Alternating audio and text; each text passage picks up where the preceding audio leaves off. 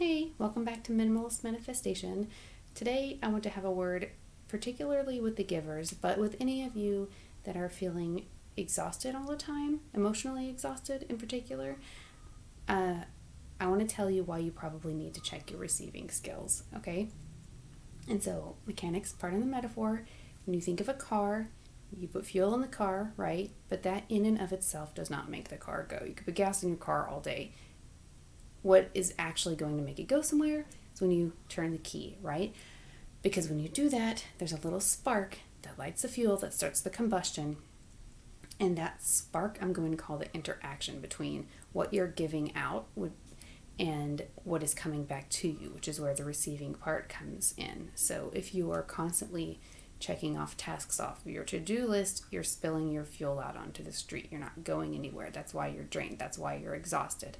And givers, again, can be very guilty. You can be loving, but it doesn't mean that your heart center is fully open if you're not receiving the joy of life, right? The things that come back to you in return. No one has to do anything for you to receive. They can.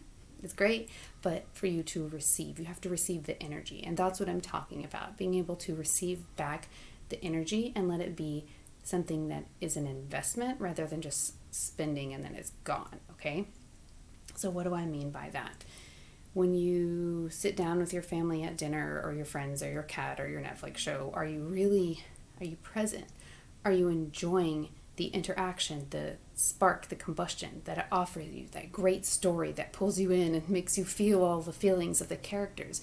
Or when your kids tell you about their day, or your friends, whatever, your cat's purring on your lap, are you able to really open yourself and draw in joy from that, being there and just enjoying whatever miracle is in front of you at the moment? That is what is going to power you. That is what is going to fill you up, right? So if you're just doing things all of the time, you're not receiving anything back, right? And then your cup is empty, and it's empty because you don't refill it, because you don't receive anything into it, okay?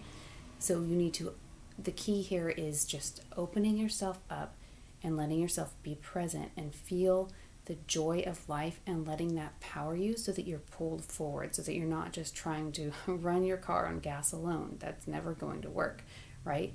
So you have to kind of let it, if you think of a chemical reaction, right, that combustion, let that interact and mingle with what it is that you're giving or the way it is that you exist in the world, and let that move you forward in the way, like when you read a book or watch a show, it offers you a new thought, a new insight, and you're so excited, like, oh my gosh, and you think of things in a brand new way. That's energy, right? You feel energized.